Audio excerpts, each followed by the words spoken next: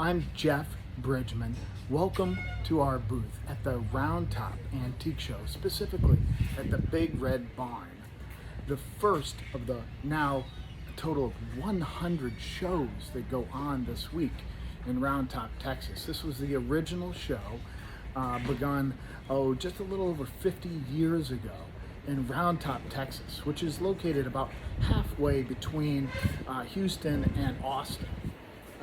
Only about 80 miles outside of Houston, so it's a great location to attract people from different parts of Texas. But you know, this is one of those kinds of events that draws people from all over the United States and sometimes all over the world. So I want to show you a little bit about our booth and what we've brought here to the show. We framed about 40 or 50 things for this event, and many we've never had out before. So I have about a 60-foot space, which is wonderful because it really allows me to bring a lot of material to share with everybody. So if you look here behind me, this is a terrific sailor's souvenir embroidery from the Orient. This was specifically made by the George Washington Company, an Oriental company with a very clever name to be able to sell to American sailors. The painting here of George Washington is all hand done. It looks almost like it's printed, but they hired exceptional artisans that did all the super fine embroidery, stuffed work with metallic thread also included, and all sorts of texture because of its 3D elements. Just extraordinary thing, and about the best that exists from that type of textile.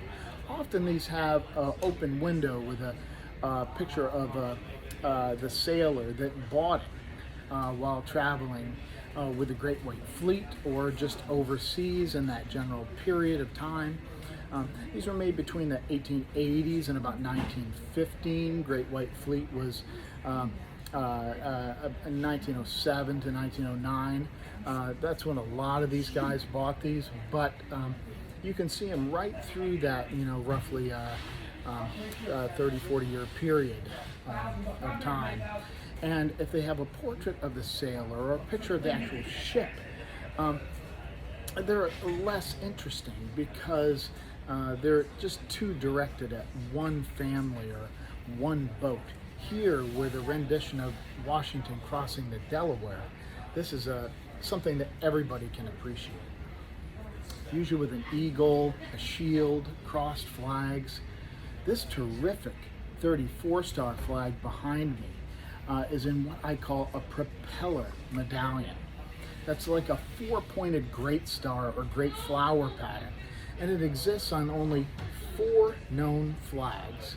I've been privileged to own all 4 of them, all different, all homemade, Civil War period, all with 34 stars. For some reason, this was a design that at least, 4 different individuals decided to make at that time, of the opening 2 years of the Civil War, Kansas statehood, 1861 to 1863. Up in the corner here, we have a 38-star flag made by Horstman in Philadelphia. And look at trying to get the right angle here for you, look at the stars and how they're in such different sizes. That was something that occurred when they printed this type of flag, which was done in a resist fashion. They clamped metal plates together on both sides, pressed them really hard, and then dyed the flag. So it actually, you know, it resulted in a bunch of inconsistencies, which are really cool among, you know, flag collectors.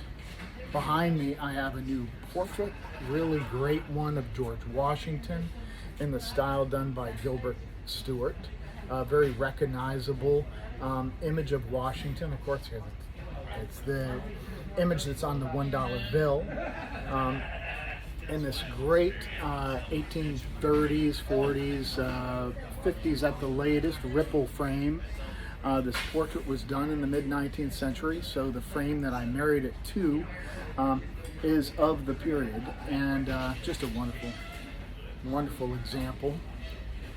Behind me I have a terrific checkerboard, Parcheesi board that I bought just recently, Has a wonderful surface, sort of a salmon red color with black elements and designs. Can't see the paint surface here. Well, maybe you can. There gives you a pretty good indication.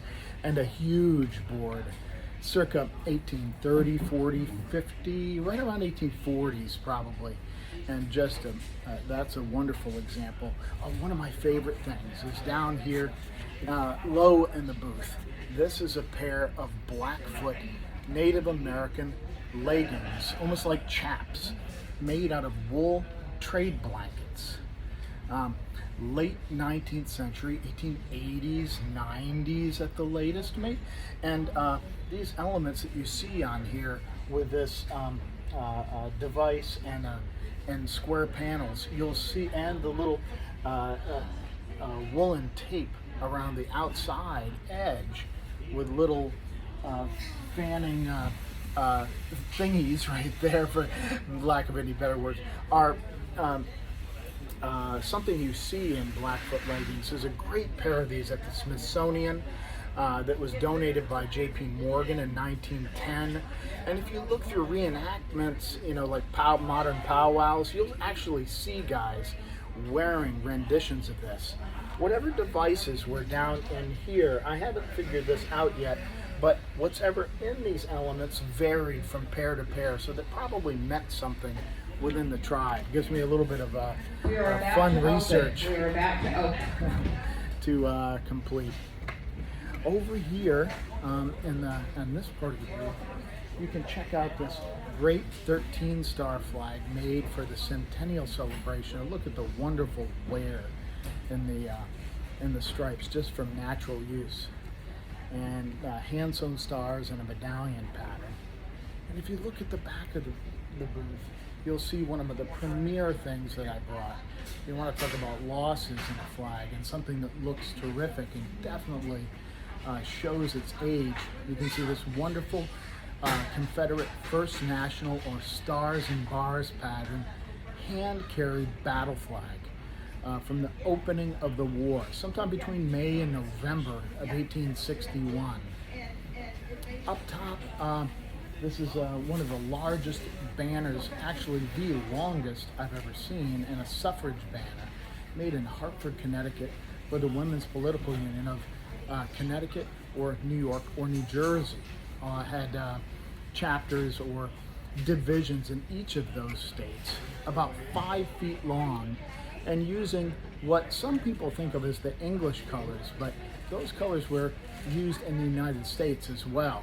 And it was green, white, and violet. GWV, Give Women the Vote. That's where those colors came from in the UK. So now, if I can get the camera directed here right, this is a almost 6 foot long painting of Washington crossing the Delaware, like you saw in the silk embroidery. This is American, done by an Italian-American, probably in 1876, an enormous painting. You rarely see anything of this scale. In fact, I really don't see this view done very often, and it was found just about a mile from where Washington actually crossed, in the house of a hoarder, and rolled up and then flattened under a huge stack of all sorts of paraphernalia. We had it cleaned. You wouldn't believe the difference. It almost looks brand new. But just an amazing find in New Jersey, just over the Pennsylvania line. Oh, next, this is something I really want to show you. But you see, we also have there's a great little suffrage pen that I just framed in terrific condition. But look behind me at this little dress, says apron, in fact, worn by a 12-year-old girl during the Civil War who was working with the Sanitary Commission.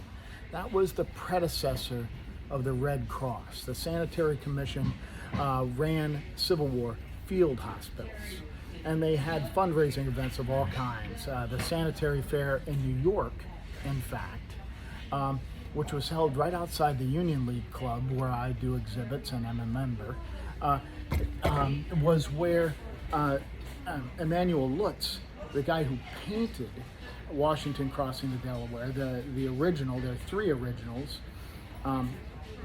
that's where his work was originally displayed. He painted that in 1851.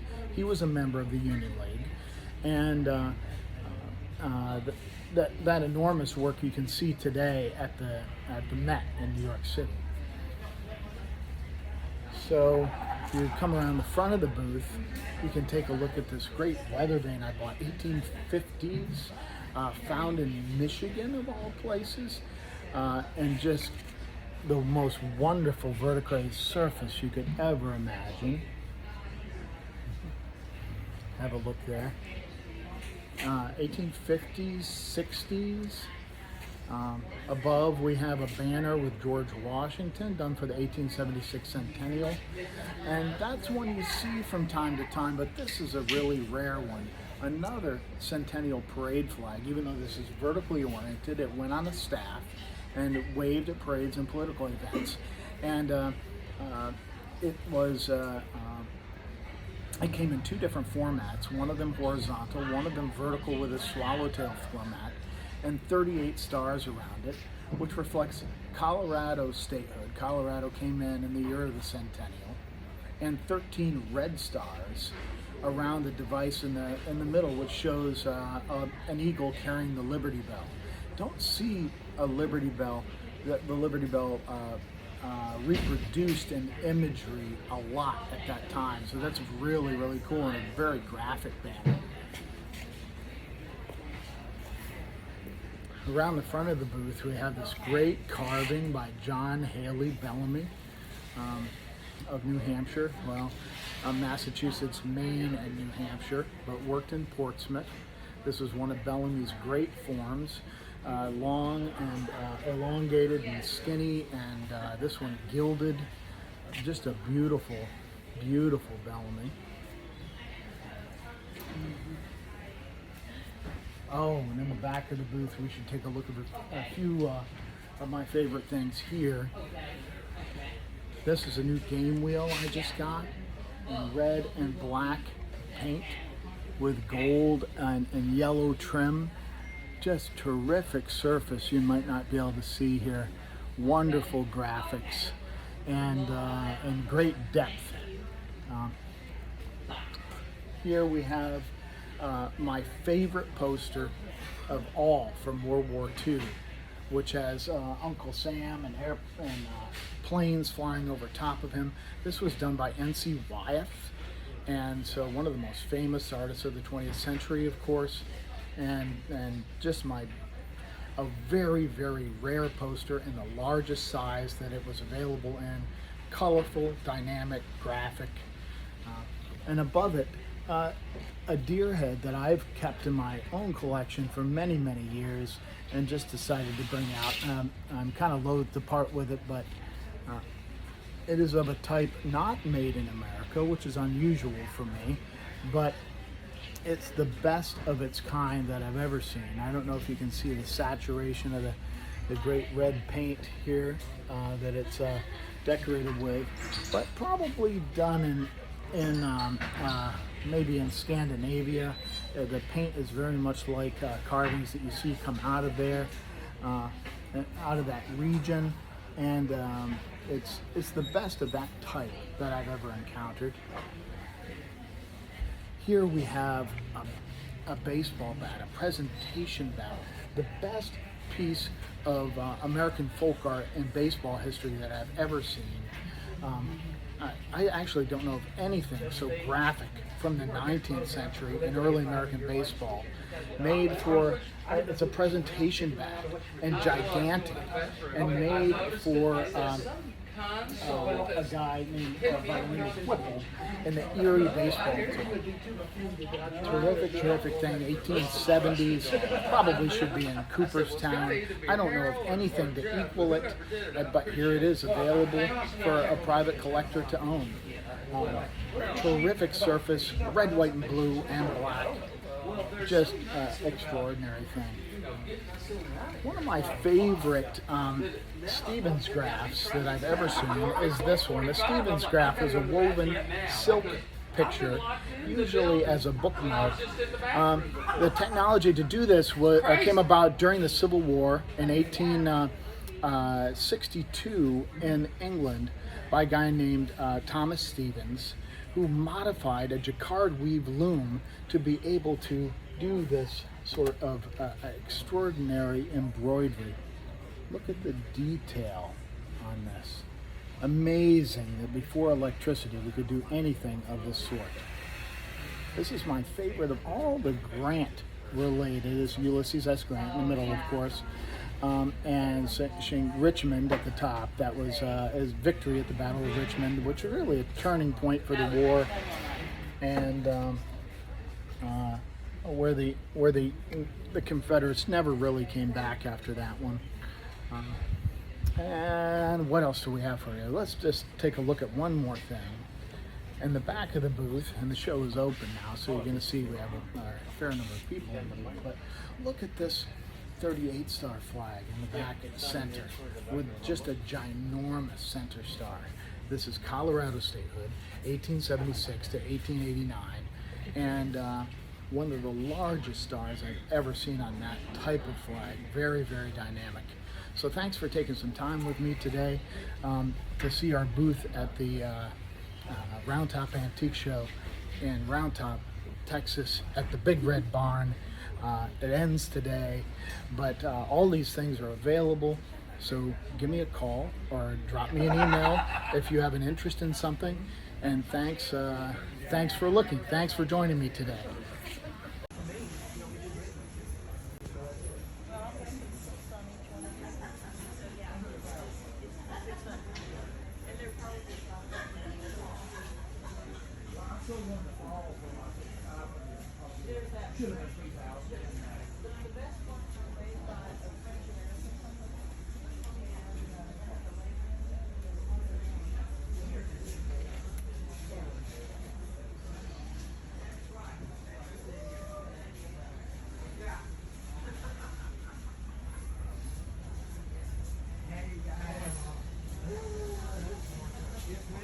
It's an extraordinary Pennsylvania settee with both birds and butterflies.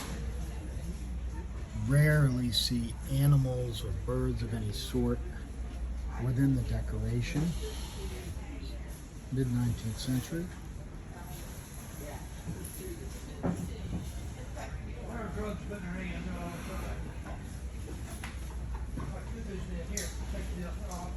One of the largest Lincoln mourning ribbons that there is, actually done in Switzerland, like a Stevens graph.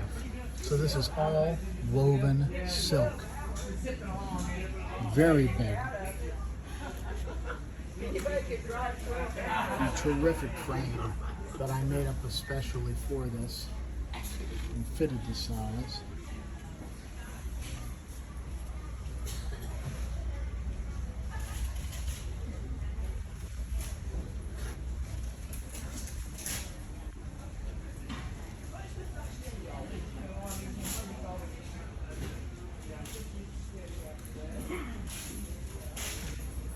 Very well done copy of a Gilbert Stuart, 1850s. Rarely see those where they're done nicely enough to really very pleasant face. Great copy.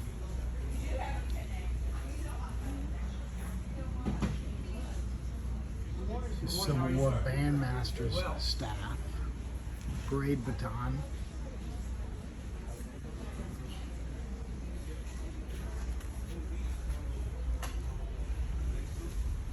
carried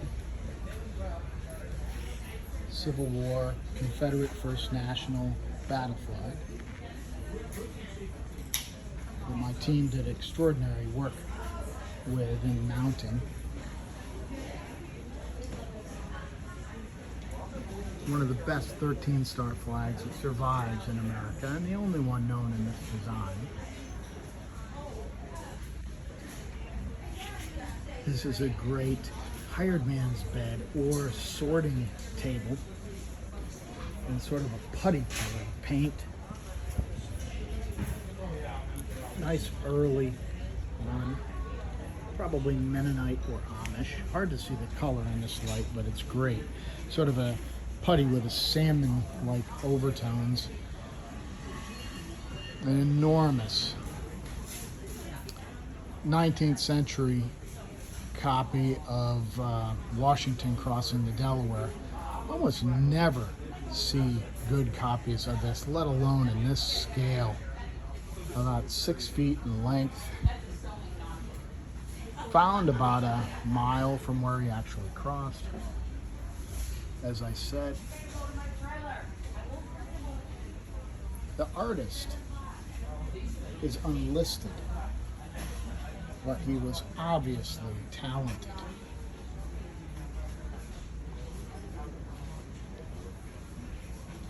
It's a wonderful 34-star silk flag that is probably a Civil War camp colors. Got some shadow from the light bars overhead that's not staining on the flag.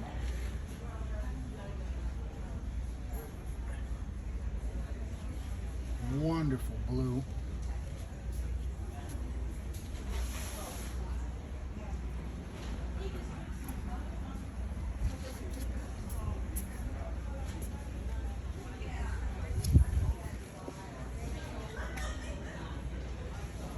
Look at the surface on this vein.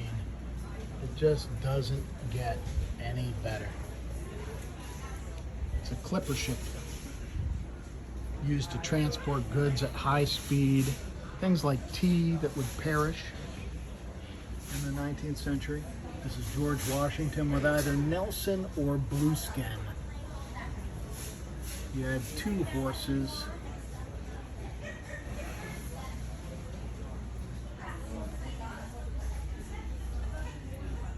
During the Rev War.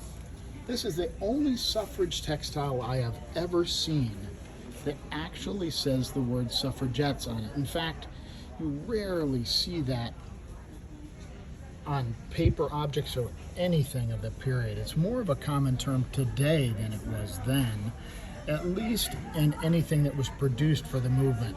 Great little image of a girl holding a baton or a torch. I've seen a couple of these aprons from the Civil War period. There was a great one at New York Historical Society in a traveling exhibition that was there. I owned another one a number of years ago, and these were just pinned to the front of the dress. That's why there's nothing to attach this, what looks like, you know, would just be a flap that would lay down, but these were pinned to the front of the dress.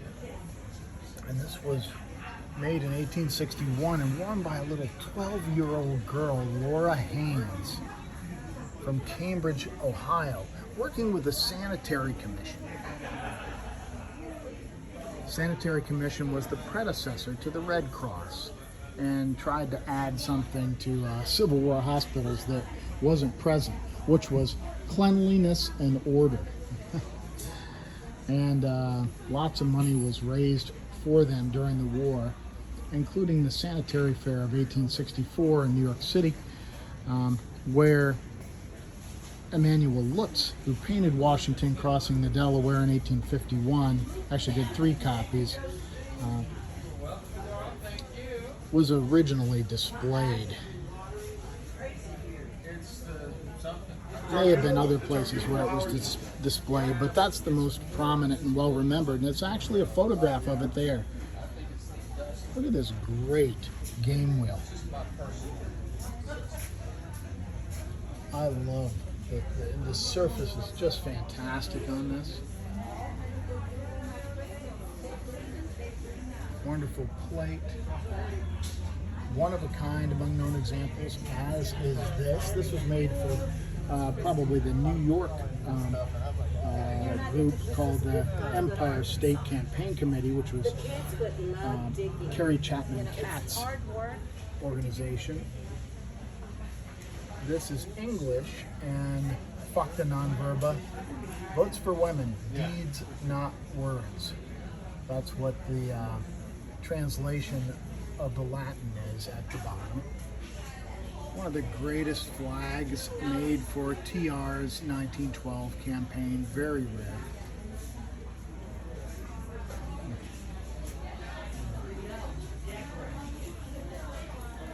Once again, this is N.C. Wyeth, and World War II, dated, largest example.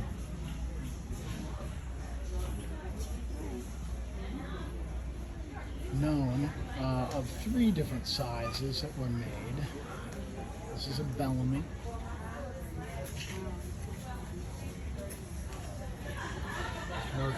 Extraordinary work here. And this pierced beak with tongue outstretched. Classic Bellamy form. This is a wonderful little First National Confederate flag, and a little 15-star flag with just absolutely terrific history. Very few 15-star flags of any sort are known. This one was made by school children in the mid-19th century, and the stars probably reflecting the number of Union states, the number of non-slave states. Lengthy explanation of all of this, and some great documentation accompanies it. It's a beautiful Civil War flag with what I call a snowball medallion. Medallion configuration without stars in each corner. Very unusual. Look at the surface on this. Often attributed to Jewel, Massachusetts maker, Weatherby. There's a presentation bat, best thing I know from the 19th century. And baseball-related folk art with just extraordinary condition. I think you might have a point, really. Made for J. Whipple, captain of the Erie Baseball Club. This is a commission pennant. Commission pennant was the distinguishing mark of a U.S. Navy ship flown at the topmast. This one's actually a private ship's pennant. Private ship captains often copied Navy practice. This one's Civil War period, found with a large 34 and 35 star flag. Colorado statehood up top. Great paper ribbon made for the 1902 midterm election, featuring Teddy Roosevelt, who had just become president in 1901 upon the assassination of William McKinley. My favorite of all the Grant Stevens graphs.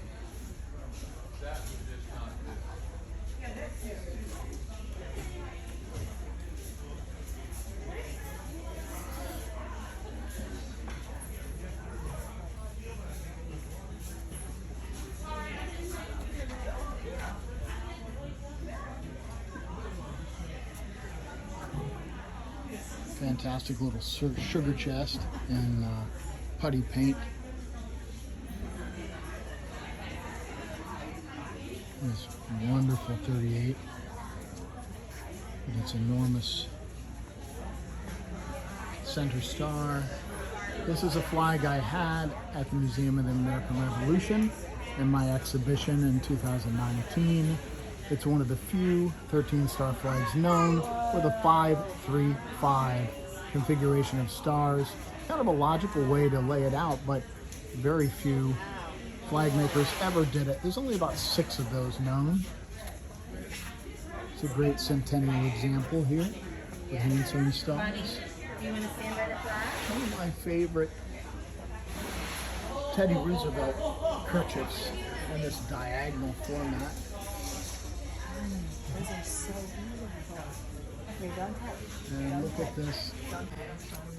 So thanks for joining us today at the Big Red Barn in Round Top, Texas.